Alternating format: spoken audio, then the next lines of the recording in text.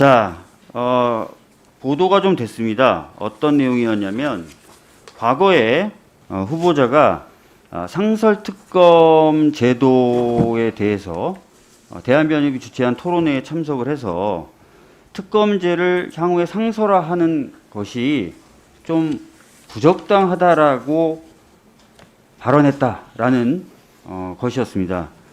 그런데 제가 후보자의 당시 발언을 직접 구해서 읽어보니까 이렇게 해석이 됩니다. 자, 만약에 상설특검화가 된다면 그것은 검찰을 신뢰하지 못하는 결과가 제도로서 정립되는 것이니 바람직하지 못하다. 그러면서 또 뭐라고 얘기하셨냐면 국가 전체적으로 봤을 때는 검찰이 바로 서고 신뢰를 회복하는 것, 이것이 바람직하다. 이렇게 얘기하신 거예요. 즉 무슨 얘기냐면 이왕이면 또 원칙적으로는 검찰이 좀 바로 서서 국민의 신뢰를 제대로 받았으면 좋겠다. 그죠? 네. 그것이 가장 우선되고 가장 바람직한 모습이라고 생각한다. 네. 이거 아닙니까? 네. 근데 만약에 검찰이 바로 서지 못하고 그래서 국민적인 신뢰를 받지 못한다면 다른 제도도 고민할 수 있다라는 취지로 읽히는데 맞습니까? 네. 제가 지금 SBS에 요 영상이 나오는 거를 봤는데요.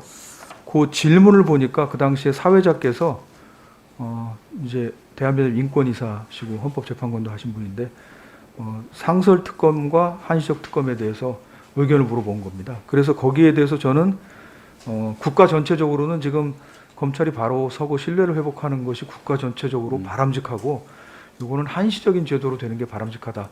그 당시에 그렇게 말씀드렸는데 그 이유가 제가 이제 그 결과 보고서를 갖고 왔는데요. 결과 보고서 마지막에 보면은 특검의 한계를 느낀 거를 썼습니다. 특검이 저희가 30일이었고요. 한 번 연장해서 60일이었습니다.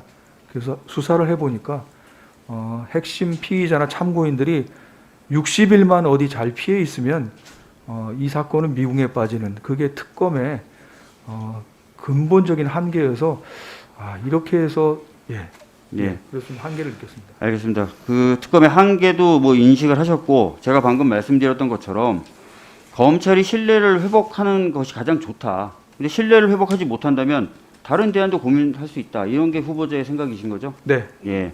자, 그래서 반복적으로 말씀하셨습니다. 최근 수사기관에 대한 국민의 실망이 큰 것 같다. 또는 검찰에 대한 실망이 큰 것 같다. 이런 말씀하셨고 네. 검찰에 대한 개혁이 그래서 필요하다고 생각한다라는 취지의 말씀도 반복적으로 해주셨습니다. 네. 근데 최근에 여론조사를 좀 보면요.